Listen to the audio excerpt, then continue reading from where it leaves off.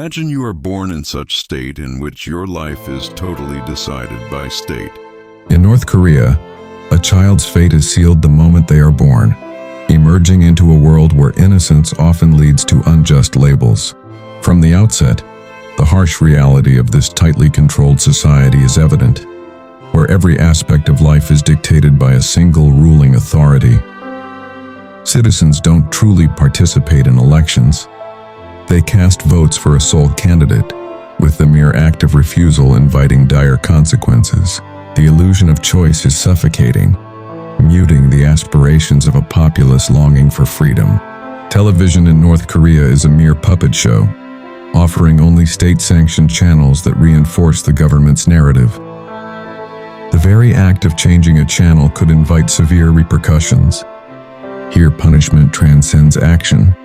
Even one's thoughts risk being construed as treasonous, a terrifying prospect that looms over every citizen. Living in fear, North Koreans learn to keep silent and conform from a very young age. The government's grasp extends to the fundamentals of daily life, from personal grooming to culinary choices. Hairstyles must adhere to strict guidelines reflecting a sense of uniformity, enforced by laws that tread on personal freedoms. Foreign influences are seen as a threat, prompting the abolishment of certain dishes and cultural expressions as a means of maintaining ideological purity. Traveling within the borders requires special permission, limiting exploration to only the favored few loyal to the regime. Amidst this bleak landscape, generations are raised under the weight of oppressive control, yearning for the outside world yet trapped within a cage engineered by fear. Property ownership does not exist for ordinary people. Homes, land, and businesses belong to the state. Citizens are only allowed to use them under strict conditions. Religious practice is officially illegal. Although some religious buildings exist, they are mostly for display purposes. Practicing faith in private can result in imprisonment. One of the most terrifying aspects of life in North Korea is collective punishment. If a person is accused of opposing the government, not only they but their entire family can be punished. This punishment can extend across generations, meaning even children born later can suffer for something they never did.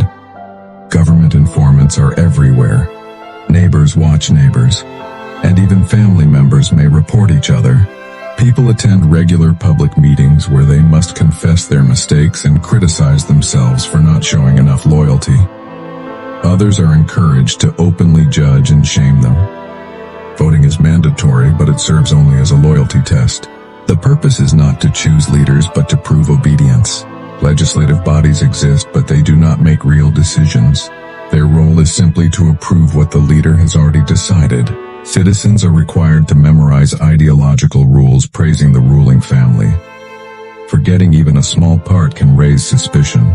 Every home must display portraits of former leaders, and these images must be cleaned and respected regularly. Military service is compulsory for both men and women, lasting many years.